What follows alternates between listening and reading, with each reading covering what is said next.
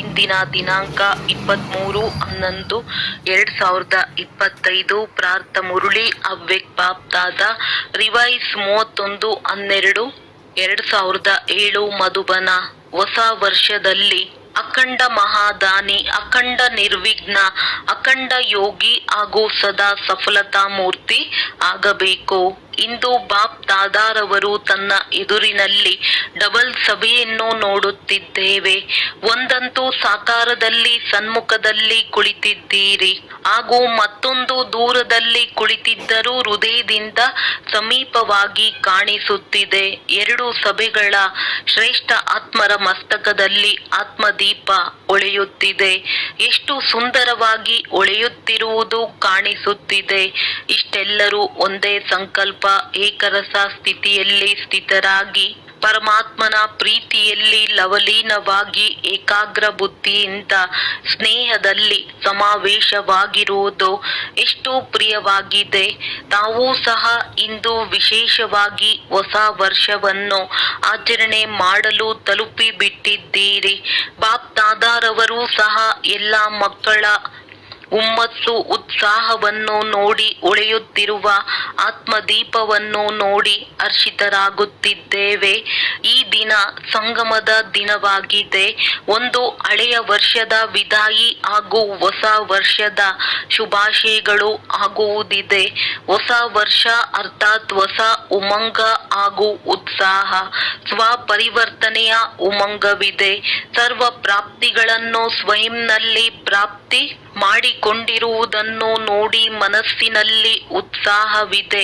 ಪ್ರಪಂಚದವರು ಸಹ ಈ ಉತ್ಸವವನ್ನು ಆಚರಣೆ ಮಾಡುತ್ತಾರೆ. ಅವರಿಗೆ ಒಂದು ದಿನದ ಉತ್ಸವವಾಗಿದೆ. ಮತ್ತೆ ತಾವು ಅದೃಷ್ಟ ಪ್ರಿಯ ಮಕ್ಕಳಿಗೆ ಸಂಗಮಯುಗದ ಪ್ರತಿದಿನ ಉತ್ಸವವಾಗಿದೆ, ಏಕೆಂದರೆ ಖುಷಿಯ ಉತ್ಸಾಹ ಇದೆ.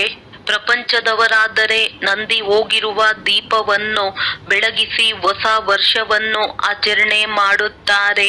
ಮತ್ತೆ ಬಾಪ್ ದಾದಾ ಹಾಗೂ ತಾವು 4-6 ಕಡೆ ಜಾಗೃತರಾಗಿರುವ ದೀಪಗಳ ಜೊತೆ ಹೊಸ ವರ್ಷದ ಉತ್ಸವವನ್ನು ಆಚರಣೆ ಮಾಡಲು ಬಂದಿದ್ದೀರಿ. ಅವರಾದರೆ ಪದ್ಧತಿಯನ್ನು ಆಚರಣೆ ಮಾಡುವ ಸಲುವಾಗಿ ನಿಮಿತ್ತ ಮಾತ್ರವಾಗಿ ಮಾಡುತ್ತಾರೆ. ಆದರೆ ತಾವೆಲ್ಲ ಜಾಗೃತವಾಗಿರುವ ದೀಪಗಳಾಗಿದ್ದೀರಿ. ತಮ್ಮ ಹೊಳೆಯುತ್ತಿರುವ ದೀಪ ಕಂಡು ಬರುತ್ತಿದೆ ಎಲ್ಲವೇ. ಇದು ಅವಿನಾಶಿ ದೀಪವಾಗಿದೆ. ಹೊಸ ವರ್ಷದಲ್ಲಿ ಪ್ರತಿಯೊಬ್ಬರೂ ಮನಸ್ಸಿನಲ್ಲಿ ಸ್ವಯಂ ಪ್ರತಿ, ವಿಶ್ವದ ಆತ್ಮರ ಪ್ರತಿ ಯಾವುದಾದರೂ ಹೊಸ ಪ್ಲಾನ್ ಮಾಡಿದ್ದೀರಾ? 12 ಗಂಟೆಯ ನಂತರ ಹೊಸ ವರ್ಷ ಆರಂಭವಾಗಿ ಬಿಡುತ್ತದೆ. ಅಂದಾಗ ಈ ಹೊಸ ವರ್ಷವನ್ನು ವಿಶೇಷವಾಗಿ ಯಾವ ರೂಪದಲ್ಲಿ ಆಚರಣೆ ಮಾಡುತ್ತೀರಿ? ಹೇಗೆ ಹಳೆಯ ವರ್ಷ ವಿದಾಯಿ ತೆಗೆದುಕೊಂಡಾಗ ತಾವೆಲ್ಲರೂ ಸಹ ಹಳೆಯ ಸಂಕಲ್ಪ, ಹಳೆಯ ಸಂಸ್ಕಾರಗಳಿಗೆ ವಿದಾಯಿ ಕೊಡುವ ಸಂಕಲ್ಪವನ್ನು ಮಾಡಿದ್ದೀರಾ? ಹಳೆಯ ವರ್ಷದ ಜೊತೆ ಜೊತೆ ತಾವೂ ಸಹ ಹಳೆಯದಕ್ಕೆ ವಿದಾಯಿ ಕೊಟ್ಟು ಹೊಸ ಒಲವು ಉತ್ಸಾಹದ ಸಂಕಲ್ಪಗಳನ್ನು ಪ್ರತ್ಯಕ್ಷ ರೂಪದಲ್ಲಿ ತರುತ್ತೀರಲ್ಲವೇ? ಅಂದಾಗ ತಮ್ಮಲ್ಲಿ ಏನು ನವೀನತೆಯನ್ನು ತರುತ್ತೀರಿ? ಯೋಚನೆ ಮಾಡಿ. ಯಾವ ಹೊಸ ಒಲವು ಉತ್ಸಾಹದ ಅಲೆಯನ್ನು ಹರಡುತ್ತೀರಾ? ಯೋಚಿಸಿದ್ದೀರಾ? ಏಕೆಂದರೆ ತಾವೆಲ್ಲ ಬ್ರಾಹ್ಮಣರು ಪೂರ್ಣ ವಿಶ್ವದ ಆತ್ಮಗಳ ಪರಿವರ್ತನೆಗೆ ನಿಮಿತ್ತರಾಗಿದ್ದೀರಿ. ವಿಶ್ವದ ಆತ್ಮಗಳ ಪರಿವರ್ತನೆಗೆ ನಿಮಿತ್ತರಾಗಿದ್ದೀರಿ. ವಿಶ್ವದ ತಳಪಾಯ ಆಗಿದ್ದೀರಿ. ಪೂರ್ವಜರಾಗಿದ್ದೀರಿ. ಪೂಜ್ಯರಾಗಿದ್ದೀರಿ. ಹೇಗೆ ಪ್ರಕೃತಿ 4 ಕಡೆ ಕೆಲವೊಮ್ಮೆ ಬಿಸಿಲಿನ, ಕೆಲವೊಮ್ಮೆ ಚಳಿಯ, ಕೆಲವೊಮ್ಮೆ ವಸಂತದ ವೈಬ್ರೇಷನ್ ಹರಡಿಸುತ್ತದೆ. ಅಂದಾಗ ಈ ವರ್ಷ ತಮ್ಮ ಶ್ರೇಷ್ಠ ವೃತ್ತಿಯ ಮುಖಾಂತರ ಯಾವ ವೈಬ್ರೇಷನ್ ಹರಡಿಸುತ್ತೀರಿ? ಅಂದಾಗ ತಾವು ಪ್ರಕೃತಿ ಮಾಲೀಕ, ಪ್ರಕೃತಿ ಜೀತರು. ಯಾವ ವೈಬ್ರೇಷನ್ ಹರಡಿಸುತ್ತೀರಿ? ಯಾವುದರಿಂದ ಆತ್ಮಗಳಿಗೆ ಸ್ವಲ್ಪ ಸಮಯದಲ್ಲಿಯೇ ಸುಖ ಶಾಂತಿಯ ಅನುಭವ ಆಗಲಿ. ಇದಕ್ಕಾಗಿ ಬಾಪ್ತಾದ ಯಾವುದೆಲ್ಲ ಖಜಾನೆಗಳನ್ನು ಪ್ರಾಪ್ತಿ ಮಾಡಿಕೊಂಡಿದ್ದೀರೋ ಆ ಖಜಾನೆಗಳನ್ನು ಸಫಲ ಮಾಡಿ ಮತ್ತು ಸಫಲತಾ ಸ್ವರೂಪರಾಗಿ ಎಂದು ಸೂಚನೆ ಕೊಡುತ್ತಾರೆ. ವಿಶೇಷವಾಗಿ ಸಮಯದ ಖಜಾನೆ ಎಂದು ವ್ಯರ್ಥವಾಗದಿರಲಿ. 1 ಸೆಕೆಂಡ್ ವ್ಯರ್ಥವನ್ನು ಸಹ ಕಾರ್ಯದಲ್ಲಿ ಉಪಯೋಗಿಸಿರಿ. ಸಮಯವನ್ನು ಸಫಲ ಮಾಡಿ, ಪ್ರತಿಯೊಂದು ಶ್ವಾಸವನ್ನು ಸಫಲ ಮಾಡಿ, ಪ್ರತಿ ಸಂಕಲ್ಪವನ್ನು ಸಫಲ ಮಾಡಿ, ಪ್ರತಿ ಶಕ್ತಿಯನ್ನು ಸಫಲ ಮಾಡಿ, ಪ್ರತಿ ಗುಣವನ್ನು ಸಫಲ ಮಾಡಿ, ಸಫಲತಾ ಮೂರ್ತಿ ಆಗುವಂತೆ ಈ ವಿಶೇಷ ವರ್ಷವನ್ನು ಆಚರಿಸಿ. ಏಕೆಂದರೆ ಸಫಲತೆ ನಿಮ್ಮ ಜನ್ಮಸಿದ್ಧ ಅಧಿಕಾರವಾಗಿದೆ. ಆ ಅಧಿಕಾರವನ್ನು ನಿಮ್ಮ ಕಾರ್ಯದಲ್ಲಿ ಉಪಯೋಗಿಸಿ ಸಫಲತಾ ಮೂರ್ತಿಗಳಾಗಿ. ಏಕೆಂದರೆ ಈಗಿನ ಸಫಲತೆ ನಿಮ್ಮ ಅನೇಕ ಜನ್ಮಗಳು ಜೊತೆ ಇರುವಂತದ್ದಾಗಿದೆ. ನಿಮ್ಮ ಸಮಯ ಸಫಲತೆಯ ಪ್ರಾರಬ್ಧವನ್ನು ಪೂರ್ಣ ಅರ್ಧಕಲ್ಪ ಸಫಲತೆಯ ಫಲ ಪ್ರಾಪ್ತಿ ಆಗುತ್ತದೆ. ಈಗಿನ ಸಮಯದ ಸಫಲತೆಯ ಪ್ರಾರಬ್ಧ ಪೂರ್ಣ ಸಮಯ ಪ್ರಾಪ್ತಿ ಆಗುತ್ತದೆ. ಶ್ವಾಸವನ್ನು ಸಫಲ ಮಾಡುವುದರಿಂದ ಭವಿಷ್ಯದಲ್ಲಿ ನೋಡಿ ನಿಮ್ಮ ಶ್ವಾಸ ಸಫಲತೆಯ ಪರಿಣಾಮವಾಗಿ ಭವಿಷ್ಯದಲ್ಲಿ ಎಲ್ಲಾ ಆತ್ಮಗಳು ಪೂರ್ಣ ಸಮಯ ಆರೋಗ್ಯವಾಗಿರುತ್ತಾರೆ. ಕಾಯಿಲೆಯ ಹೆಸರೇ ಇಲ್ಲ. ಡಾಕ್ಟರ್ಗಳ ಡಿಪಾರ್ಟ್ಮೆಂಟೇ ಇರುವುದಿಲ್ಲ. ಏಕೆಂದರೆ ಡಾಕ್ಟರ್ಗಳೆಲ್ಲ ಏನಾಗುತ್ತೀರಿ? ರಾಜ ಆಗಿ ಬಿಡುತ್ತೀರಲ್ಲವೇ? ವಿಶ್ವದ ಮಾಲೀಕರಾಗುತ್ತೀರಿ. ಆದರೆ ಈ ಸಮಯ ನಿಮ್ಮ ಶ್ವಾಸವನ್ನು ಸಫಲ ಮಾಡುತ್ತೀರಿ ಮತ್ತು ಸರ್ವ ಆತ್ಮಗಳಿಗೂ ಸ್ವಸ್ಥರಾಗಿರುವ ಪ್ರಾರಬ್ಧ ಪ್ರಾಪ್ತಿಯಾಗುತ್ತದೆ.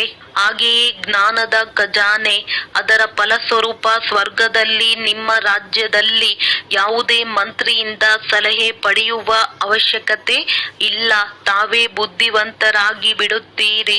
ಅಷ್ಟೊಂದು ಬುದ್ಧಿವಂತ ಶಕ್ತಿವಂತರಾಗಿ ಬಿಡುತ್ತೀರಿ. ಶಕ್ತಿಗಳನ್ನು ಸಫಲ ಮಾಡುತ್ತೀರಿ.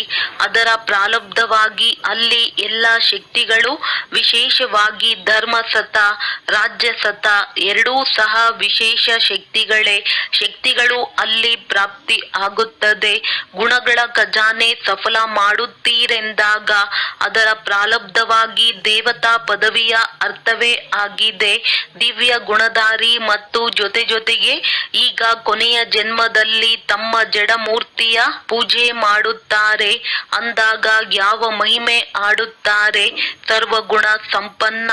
ಅಂದಾಗ ಈ ಸಮಯದ ಸಫಲತೆಯ ಪ್ರಾರಬ್ಧ ಸ್ವತಃವಾಗಿಯೇ ಪ್ರಾಪ್ತಿ ಆಗುತ್ತದೆ. ಅದಕ್ಕಾಗಿ ಖಜಾನೆಗಳು ಸಿಕ್ಕಿದೆ. ಖಜಾನೆಗಳಿಂದ ಸಂಪನ್ನರಾಗಿದ್ದೇವೆ. ಆದರೆ ಸ್ವಯಂ ಪ್ರತಿ ಅಥವಾ ವಿಶ್ವದ ಪ್ರತಿ ಎಷ್ಟು ಸಫಲತೆ ಮಾಡಿದ್ದೇವೆ ಎಂದು ಪರಿಶೀಲಿಸಿಕೊಳ್ಳಿ. ಹಳೆಯ ವರ್ಷಕ್ಕೆ ಬೀಳ್ಕೊಡುಗೆ ಕೊಡುತ್ತೀರೆಂದಾಗ ಹಳೆಯ ವರ್ಷದಲ್ಲಿ ಯಾವ ಜಮಾದ ಖಜಾನೆ ಸಫಲ ಮಾಡಿದೆವೋ, ಎಷ್ಟು ಮಾಡಿದೆವೋ ಇದನ್ನು ಪರಿಶೀಲಿಸಿಕೊಳ್ಳಿ. ಮತ್ತು ಬರುವಂತಹ ವರ್ಷದಲ್ಲಿ ಈ ಖಜಾನೆಗಳನ್ನು ವ್ಯರ್ಥದ ಹೊರತಾಗಿ ಸಫಲ ಮಾಡಲೇಬೇಕು. 1 ಸೆಕೆಂಡು ಸಹ ಮತ್ತು ಯಾವುದೇ ಖಜಾನೆಯೂ ಸಹ ವ್ಯರ್ಥ ಆಗದಿರಲಿ. ಮೊದಲೇ ಹೇಳಿದ್ದೇವೆ ಅಲ್ಲವೇ? ಸಂಗಮ ಯುಗದ 1 ಸೆಕೆಂಡಿನ ಸಮಯ ಸೆಕೆಂಡ್ ಅಲ್ಲ, ವರ್ಷಕ್ಕೆ ಸರಿಸಮವಾದದ್ದು. ಈ ರೀತಿ ತಿಳಿಯಬೇಡಿ 1 ಸೆಕೆಂಡ್ 1 ನಿಮಿಷ ಹೋಯಿತೋ ಎಂದು ವ್ಯರ್ಥವಾಗಿ ಹೋಗುವುದು. ಇದಕ್ಕೆ ಹುಡುಗಾಟಿಕೆ ಎಂದು ಹೇಳಲಾಗುತ್ತದೆ. ತಮ್ಮೆಲ್ಲರ ಲಕ್ಷ್ಯವಾಗಿದೆ ನಾವು ಬ್ರಹ್ಮ ತಂದೆಯ ಸಮಾನ ಸಂಪನ್ನ ಮತ್ತು ಸಂಪೂರ್ಣರಾಗಬೇಕೆಂದು. ಅಂದಾಗ ಬ್ರಹ್ಮ ತಂದೆಯು ಸರ್ವ ಖಜಾನೆಗಳನ್ನು ಆದಿಯಿಂದ ಅಂತಿಮ ದಿನದವರೆಗೆ ಸಫಲ ಮಾಡಿದರು. ಇದರ ಪ್ರತ್ಯಕ್ಷ ಪ್ರಮಾಣ ನೋಡಿದ್ದೀರಲ್ಲವೇ? ಸಂಪೂರ್ಣ ಫರಿಷ್ಠೆ ಆದರು. ತಮ್ಮ ಪ್ರಿಯ ದಾದಿಯನ್ನು ನೋಡಿದ್ದೀರಿ. ಅವರೂ ಸಹ ಸಫಲ ಮಾಡಿದರು ಮತ್ತು ಸಫಲ ಮಾಡುವ ಒಲವು ಉತ್ಸಾಹವನ್ನು ಸದಾ ಹೆಚ್ಚಿಸಿದರು. ಅಂದಾಗ ಡ್ರಾಮಾ ಅನುಸಾರ ವಿಶೇಷ ವಿಶ್ವದ ಸೇವೆಯ ಅಲೌಕಿಕ ಪಾತ್ರಕ್ಕೆ ನಿಮಿತ್ತರಾದರು. ಈ ವರ್ಷ ನಾಳೆಯಿಂದ ಪ್ರತಿದಿನ ಸಫಲ ಆಗಿದೆಯೋ ಅಥವಾ ವ್ಯರ್ಥವಾಗಿದೆಯೋ, ಏನಾಯಿತು, ಎಷ್ಟು ಆಯಿತು ಎಂದು ತಮ್ಮ ಚಾರ್ಟ್ ಅನ್ನು ಇಟ್ಟುಕೊಳ್ಳಬೇಕು. ಅಮೃತ ವೇಳೆಯಿಂದಲೇ ದೃಢ ಸಂಕಲ್ಪವನ್ನು ಮಾಡಿ ಸಫಲತೆ ನನ್ನ ಜನ್ಮಸಿದ್ಧ ಅಧಿಕಾರವಾಗಿದೆ ಎಂದು ಸ್ಮೃತಿ ಸ್ವರೂಪರಾಗಬೇಕು. ಸಫಲತೆ ನನ್ನ ಕೊರಳಿನ ಆರವಾಗಿದೆ. ಸಫಲತೆಯ ಸ್ವರೂಪವೇ ಸಮಾನರಾಗುವುದು. ಬ್ರಹ್ಮ ತಂದೆಯ ಜೊತೆ ಪ್ರೀತಿ ಇದೆಯಲ್ಲವೇ ಅಂದಾಗ ಬ್ರಹ್ಮ ತಂದೆಗೆ ಎಲ್ಲರಿಗಿಂತ ಜಾಸ್ತಿ ಪ್ರೀತಿ ಯಾವುದರ ಜೊತೆ ಇದೆ ಗೊತ್ತಿದೆಯೇ? ಯಾವುದರ ಜೊತೆ ಪ್ರೀತಿ ಇತ್ತು? ಮುರುಳಿಯ ಜೊತೆ ಪ್ರೀತಿ ಇತ್ತು. ಕೊನೆಯ ದಿನದಲ್ಲೂ ಸಹ ಮುರುಳಿಯ ಪಾಠವನ್ನು ಮಿಸ್ ಮಾಡಲಿಲ್ಲ. ಬ್ರಹ್ಮ ತಂದೆಯ ಜೊತೆ ಯಾರಿಗೆ ಪ್ರೀತಿ ಇದೆಯೋ ಆ ಪ್ರೀತಿಯ ಮರುಪಾವತಿ ಬ್ರಹ್ಮ ತಂದೆಗೆ. ಯಾವುದರ ಜೊತೆ ಪ್ರೀತಿ ಇದೆಯೋ ಅದರ ಜೊತೆ ನನ್ನ ಪ್ರೀತಿ ಸ್ವತಃವಾಗಿ ಸಹಜವಾಗಿ ಇರಬೇಕು. ಸಮಾನರಾಗುವುದರಲ್ಲಿ ಇದನ್ನು ಪರಿಶೀಲನೆ ಮಾಡಿಕೊಳ್ಳಬೇಕು. ಬ್ರಹ್ಮ ತಂದೆಯ ಇನ್ನೊಂದು ವಿಶೇಷತೆ ಏನಾಗಿದೆ? ಸದಾ ಅಲರ್ಟ್, ಹುಡುಗಾಟಿಕೆ ಅಲ್ಲ. ಕೊನೆಯ ದಿನದಲ್ಲೂ ಸಹ ಎಷ್ಟು ಅಲರ್ಟ್ ರೂಪದಲ್ಲಿ ತನ್ನ ಸೇವೆಯ ಪಾರ್ಟ್ ಅನ್ನು ಮಾಡಿದರು. ಶರೀರ ಬಲಹೀನವಾಗಿದ್ದರೂ ಹೇಗೆ ಅಲರ್ಟ್ ಆಗಿದ್ದರು. ಯಾವುದೇ ಆಧಾರವನ್ನು ತೆಗೆದುಕೊಳ್ಳಲಿಲ್ಲ. ಅಲರ್ಟ್ ಮಾಡಿ ಹೋದರು. 3 ಮಾತುಗಳ ಮಂತ್ರವನ್ನು ಕೊಟ್ಟು ಹೋದರು. ಎಲ್ಲರಿಗೆ ನೆನಪಿದೆಯೇ? ಎಷ್ಟು ಅಲರ್ಟ್, ಎಚ್ಚರಿಕೆಯಿಂದ ಆಗಿರುತ್ತೀರಿ, ಫಾಲೋ ಮಾಡುತ್ತೀರಿ. ಹುಡುಗಾಟಿಕೆ ಸಮಾಪ್ತಿ ಆಗಿಬಿಡುತ್ತದೆ. ಹುಡುಗಾಟಿಕೆಯ ವಿಶೇಷ ಮಾತುಗಳನ್ನು ಬಾಪ್ ದಾದಾರವರು ಬಹಳ ಕೇಳುತ್ತಿರುತ್ತಾರೆ. ಗೊತ್ತಿದೆ ಎಲ್ಲವೇ? ಒಂದು ವೇಳೆ ಈ 3 ಶಬ್ದಗಳು ನಿರಾಕಾರಿ, ನಿರ್ವಿಕಾರಿ, ನಿರಹಂಕಾರಿ, ಸದಾ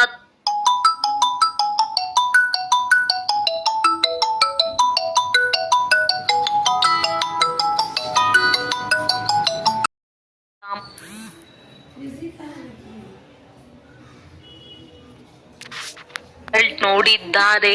ಏನು ನೋಡಿದರು? ಮಹಾದಾನಿ ಆಗಿದ್ದೀರಿ. ಆದರೆ ಅಖಂಡ ಮಹಾದಾನಿ, ಅಖಂಡ ಅಂಡರ್ಲೈನ್ ಮಾಡಿಕೊಳ್ಳಬೇಕು. ಅಖಂಡ ಮಹಾದಾನಿ, ಅಖಂಡ ಯೋಗಿ, ಅಖಂಡ ನಿರ್ವಿಘ್ನ. ಈಗ ಇದರ ಅವಶ್ಯಕತೆ ಇದೆ. ಅಖಂಡ ಆಗುತ್ತೀರಾ? ಆಗುತ್ತೀರಾ? ಮೊದಲನೇ ಲೈನ್ನವರು ಅಖಂಡ ಆಗಬಹುದೇನೋ? ಒಂದು ವೇಳೆ ಆಗಬಹುದು ಎಂದರೆ ಕೈ ಎತ್ತಿ. ಯಾರಿಗೆ ಮಾಡಲು ಆಗುತ್ತದೆಯೋ ಅವರು ಮಾಡುತ್ತೀರಾ? ಮಧುಬನದವರು ಸಹ ಕೈ ಎತ್ತುತ್ತಿದ್ದಾರೆ. ಬಾಪ್ ದಾದಾರವರು ಮಧುಬನದವರನ್ನು ಮೊದಲು ನೋಡುತ್ತೇವೆ. ಮಧುಬನ ಮೇಲೆ ಪ್ರೀತಿ ಇದೆ.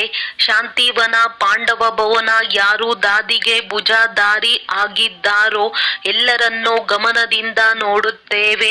ಒಂದು ವೇಳೆ ಅಖಂಡವಾಗಿದ್ದರೆ ಮನಸ್ಸಿನಿಂದ ಶಕ್ತಿಯನ್ನು ಅರುವುದರಲ್ಲಿ ಬ್ಯುಸಿಯಾಗಿರಿ. ಮಾತಿನಿಂದ ಜ್ಞಾನದ ಸೇವೆ ಮತ್ತು ಕರ್ಮದಿಂದ ಗುಣಗಾನ ಅಥವಾ ಗುಣದ ಸಹಯೋಗವನ್ನು ಕೊಡುವಂತಹ ಸೇವೆ ಮಾಡಬೇಕು.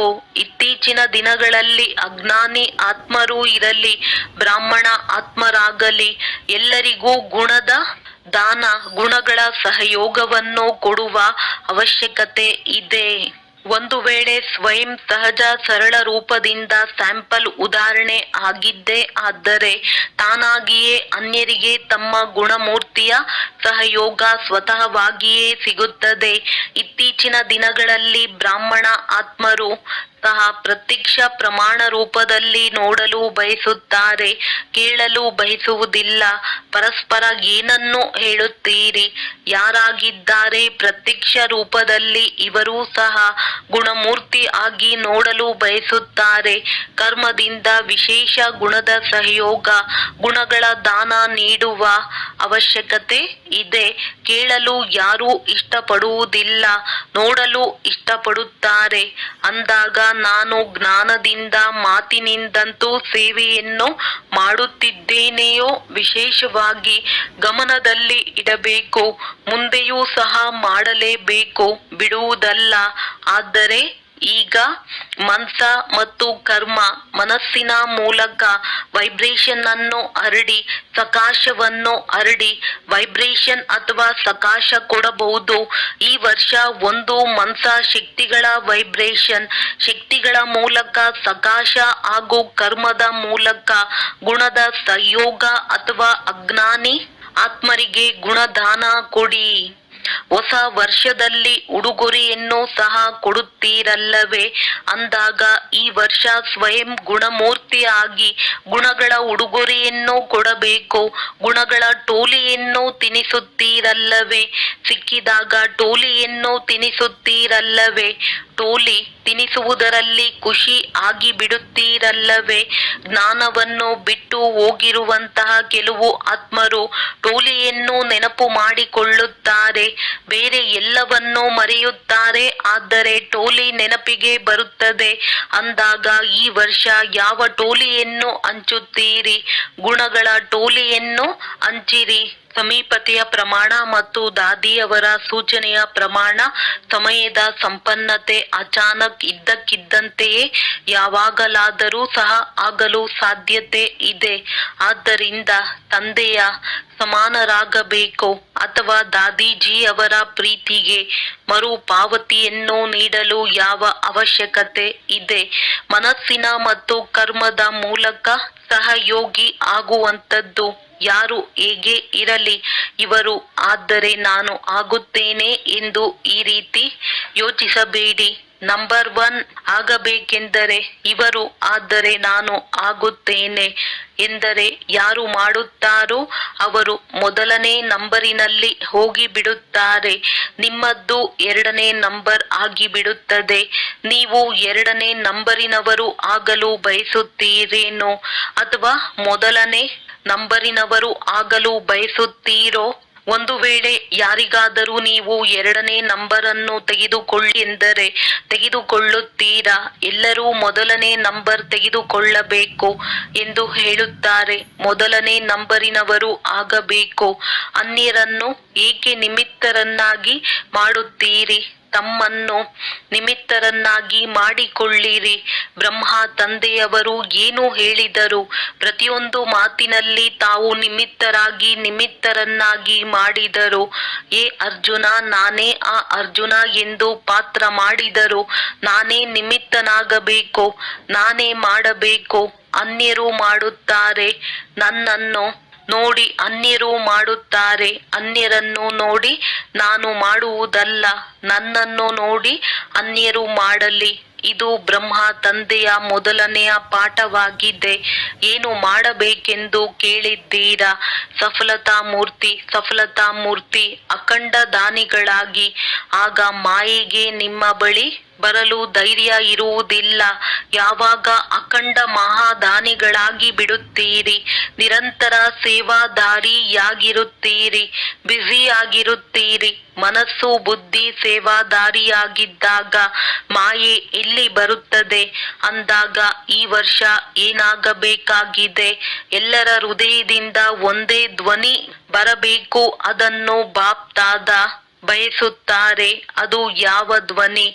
ನೋ ಪ್ರಾಬ್ಲಮ್, ಸಮಸ್ಯೆ ಏನೂ ಇಲ್ಲ, ಕಂಪ್ಲೀಟ್ ಸಂಪೂರ್ಣ ಪ್ರಾಬ್ಲಮ್ ಅಲ್ಲ, ಆದರೆ ಸಂಪೂರ್ಣರಾಗಲೇಬೇಕು. ದೃಢ ನಿಶ್ಚಯ ಬುದ್ಧಿ ವಿಜಯ ಮಾಲೆಯಲ್ಲಿ ಹತ್ತಿರ ಮಣಿ ಆಗಲೇಬೇಕು. ಸರಿಯಲ್ಲವೇ? ಆಗಬೇಕಲ್ಲವೇ? ಮಧುಬನದವರು ಆಗುತ್ತೀರಾ? No complaint, ದೂರಿಲ್ಲ. ಸಾಹಸವನ್ನು ಇಡುವಂತವರು ಕೈ ಎತ್ತಿ. ನೋ ಪ್ರಾಬ್ಲಮ್, ಸಮಸ್ಯೆ ಇಲ್ಲ. ವಾ ಶುಭಾಶಯಗಳು, ಶುಭಾಶಯಗಳು, ಶುಭಾಶಯಗಳು. ನೋಡಿ, ನಿಶ್ಚಯದ ಪ್ರತ್ಯಕ್ಷ ಪ್ರಮಾಣ ಆತ್ಮಿಕ ನಶೆ. ಒಂದು ವೇಳೆ ಆತ್ಮಿಕ ನಶೆ ಇಲ್ಲವೆಂದರೆ ನಿಶ್ಚಯವೂ ಸಹ ಇಲ್ಲ. ಪೂರ್ಣ ನಿಶ್ಚಯ ಇಲ್ಲ, ಸ್ವಲ್ಪ ನಿಶ್ಚಯವಿದೆ. ನಶೆಯನ್ನು ಇಟ್ಟುಕೊಳ್ಳಿ, ದೊಡ್ಡ ಮಾತೇನಲ್ಲ. ಎಷ್ಟು ಕಲ್ಪಗಳು ತಾವೇ ತಂದೆಯ ಸಮಾನರಾಗಿದ್ದೀರಿ, ನೆನಪಿದೆಯೇ? ಲೆಕ್ಕವಿಲ್ಲದಷ್ಟು ತಂದೆಯ ಸಮಾನರಾಗಿದ್ದೀರಿ. ಅಂದಾಗ ನಾವೇ ಆಗಿದ್ದೇವೆ, ನಾವೇ ಆಗಿದ್ದು ಹಾಗೂ ನಾವೇ ಅನೇಕ ಬಾರಿ ಆಗುತ್ತೇವೆ ಎಂದು ಈ ನಶೆ ಇಟ್ಟುಕೊಳ್ಳಿ. ಈ ನಶೆ ಸದಾ ಕರ್ಮದಲ್ಲಿ ಕಾಣಿಸಬೇಕು. ಕರ್ಮದ ಅರ್ಥವಾಗಿದೆ. ಚಲನೆಯಲ್ಲಿ ಚೆಹರೆಯಲ್ಲಿ ಕಾಣಿಸಬೇಕು. ಈಗ ಹೋಮ್ವರ್ಕ್ ಸಿಕ್ಕಿದೆಯೇ? ಸಿಕ್ಕಿದೆಯಲ್ಲವೇ? ನಂಬರ್ ವಾರ್ ಆಗಿ ಬರುತ್ತೀರೋ ಅಥವಾ ನಂಬರ್ 1 ಆಗುತ್ತೀರೋ? ಈಗ ನೋಡುತ್ತೇವೆ. ಒಳ್ಳೆಯದು. ಬಾಪ್ ದಾದಾರವರ ಬಳಿ ಕಾರ್ಡ್, ಪತ್ರ, ಇಮೇಲ್, ನೆನಪು, ಪ್ರೀತಿ, ಕಂಪ್ಯೂಟರ್ ಮೂಲಕವೂ ಸಹ ಬಹಳ ಸಿಕ್ಕಿದೆ. ಮತ್ತೆ ಬಾಪ್ ದಾದಾ ದೂರ ಇದ್ದರೂ ಹೃದಯ ಸಿಂಹಾಸನ ಅಧಿಕಾರಿ ಮಕ್ಕಳಿಗೆ ಪ್ರತಿಯೊಬ್ಬರಿಗೆ ಹೆಸರು ಸಹಿತವಾಗಿ ವಿಶೇಷ ಸಹಿತವಾಗಿ ನೆನಪು, ಪ್ರೀತಿ ಹಾಗೂ ಹೃದಯದ ಆಶೀರ್ವಾದಗಳನ್ನು ಸನ್ಮುಖದಲ್ಲಿ ಸಮಾವೇಶ ಮಾಡಿಕೊಳ್ಳುತ್ತಿದ್ದಾರೆ. ಬಾಪ್ ದಾದಾರವರಿಗೆ ಗೊತ್ತಿದೆ ನೆನಪು ಪ್ರೀತಿ ಅಂತೂ ಎಲ್ಲರಿಗೂ ಇರುತ್ತದೆ. ಮತ್ತೆ ಬಾಪ್ ದಾದಾ ಸದಾ ಅಮೃತ ವೇಳೆ ವಿಶೇಷ ಬ್ರಾಹ್ಮಣ ಆತ್ಮರಿಗೆ ನೆನಪು ಪ್ರೀತಿಯ ರೆಸ್ಪಾಂಡ್ ವಿಶೇಷವಾಗಿ ಮಾಡುತ್ತಾರೆ. ಆದ್ದರಿಂದ ಕಾರ್ಡುಗಳು ಸಹ ಒಳ್ಳೊಳ್ಳೆಯದು ಮಾಡಿದ್ದಾರೆ. ಕಾರ್ಡ್ಗಳು ಇಲ್ಲಿ ಇಡುತ್ತಾರೆ. ಆದರೆ ಬಾಪ್ ದಾದಾರವರ ಬಳಿಯಂತೂ ಒತನಕ್ಕೆ ಮೊದಲು ತಲುಪಿ ಬಿಡುತ್ತದೆ. ಒಳ್ಳೆಯದು. 4 ಕಡೆಯ ಹೊಳೆಯುತ್ತಿರುವ ಆತ್ಮದೀಪ ಮಕ್ಕಳಿಗೆ ಸದಾ ಸಫಲ ಮಾಡುವಂತಹ ಸಫಲತಾ ಸ್ವರೂಪ ಮಕ್ಕಳಿಗೆ ಸದಾ ಅಖಂಡ ಮಹಾದಾನಿ, ಅಖಂಡ ನಿರ್ವಿಘ್ನ, ಅಖಂಡ ಜ್ಞಾನ ಮತ್ತು ಯೋಗಯುಕ್ತ, ಸದಾ ಒಂದೇ ಸಮಯದಲ್ಲಿ 3 ಸೇವೆಗಳನ್ನು ಮಾಡುವಂತಹ ಮನಸ್ಸಿನ ವೈಬ್ರೇಷನ್ ಮೂಲಕ, ವಾಯುಮಂಡಲದ ಮೂಲಕ, ವಾಚಾ ವಾಣಿಯ ಮೂಲಕ ಹಾಗೂ ಚಲನೆ ಚೆಹರೆ ಕರ್ಮದ ಮೂಲಕ 3 ಸೇವೆಗಳು ಒಂದೇ ಸಮಯದಲ್ಲಿ ಒಟ್ಟಿಗೆ ಇರಬೇಕು. ಆಗ ತಮ್ಮ ಪ್ರಭಾವ ಚೆನ್ನಾಗಿ ಹೇಳುವವರ ಮೇಲೆ ಅಲ್ಲ, ಆದರೆ ಚೆನ್ನಾಗಿ ಆಗುವವರ ಮೇಲೆ ಆಗುತ್ತದೆ.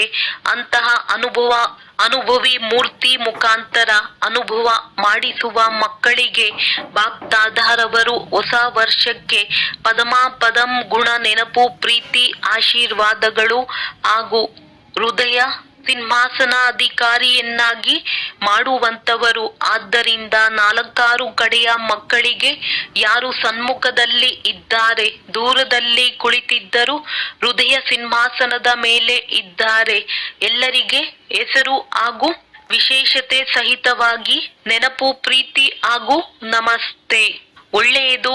ಯಾರು ಮೊದಲನೇ ಬಾರಿ ಬಂದಿದ್ದೀರಿ ಅವರು ಎದ್ದು ನಿಂತುಕೊಳ್ಳಿ. ಕೈಯನ್ನು ಅಲುಗಾಡಿಸಿ ನೋಡಿ. ಅರ್ಧ ಕ್ಲಾಸ್ ಮೊದಲನೇ ಬಾರಿ ಬಂದಿದ್ದಾರೆ. ಇಂದಿನವರು ಕೈಯನ್ನು ಅಲುಗಾಡಿಸಿ. ಟಿವಿಯಲ್ಲಿ ಕಾಣಿಸುತ್ತಿದೆ, ಬಹಳ ಜನ ಇದ್ದಾರೆ. ಒಳ್ಳೆಯದು. ಮೊದಲನೇ ಬಾರಿ ಬಂದಿರುವವರಿಗೆ ಬಾಪ್ ದಾದಾರವರ ಬಹಳ ಹೃದಯದ ಶುಭಾಶಯಗಳು ಹಾಗೂ ಹೃದಯದ ನೆನಪು ಪ್ರೀತಿಯೂ ಸಹ ಇದೆ. ಈಗ ಬಂದಿದ್ದೀರಿ. ಈಗ ಬಂದಿರುವವರಿಗೆ ಬಾಪ್ ದಾದಾರವರ ವರದಾನವಿದೆ. ಅಮರಭವ ವರದಾನ. ಕಿರುಕುಳ ಕೊಡುವಂತವರಿಗೂ ಗುಣಮಾಲೆಯನ್ನು ತೊಡಿಸುವಂತವರು ಇಷ್ಟ ದೇವ ಮಹಾನ್ ಆತ್ಮ ಭವ. ಹೇಗೆ ಇತ್ತೀಚಿನ ದಿನಗಳಲ್ಲಿ ತಾವು ವಿಶೇಷ ಆತ್ಮರ ಸ್ವಾಗತ ಮಾಡುವ ಸಮಯದಲ್ಲಿ ಕೊರಳಿಗೆ ಸ್ಥೂಲ ಮಾಲೆ ಹಾಕುತ್ತಾರೆ. ಆಗ ನೀವು ಹಾಕಿದವರ ಕೊರಳಿಗೆ ವಾಪಸ್ ಆ ಮಾಲೆಯನ್ನು ಹಾಕುವಿರಿ. ಅದೇ ರೀತಿ ಕಿರುಕುಳ ಕೊಡುವವರಿಗೂ ಸಹ ನೀವು ಗುಣಮಾಲೆಯನ್ನು ತೊಡಿಸಿದಾಗ ಅವರು ಸ್ವತಃವಾಗಿ ನಿಮಗೆ ಗುಣಮಾಲೆಯನ್ನು ವಾಪಸ್ ಮಾಡುತ್ತಾರೆ.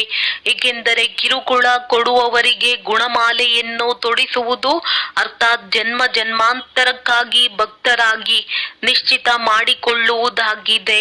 ಇಲ್ಲಿ ಕೊಡುವುದೇ ಅನೇಕ ಬಾರಿ ತೆಗೆದುಕೊಳ್ಳುವುದಾಗಿ ಬಿಡುವುದು. ಇದೇ ವಿಶೇಷತೆ. ಇಷ್ಟ ದೇವ ಮಹಾನ್ ಆತ್ಮರನ್ನಾಗಿ ಮಾಡಿಬಿಡುವುದು. ಸ್ಲೋಗನ್: ತಮ್ಮ ಮನಸ್ಸ ವೃತ್ತಿ ಸದಾ ಒಳ್ಳೆಯ ಶಕ್ತಿಶಾಲಿಯನ್ನಾಗಿ ಮಾಡಿಕೊಂಡಾಗ ಕೆಟ್ಟಿರುವುದು ಸಹ ಒಳ್ಳೆಯದಾಗಿ ಬಿಡುವುದು. ಅವ್ಯಕ್ತ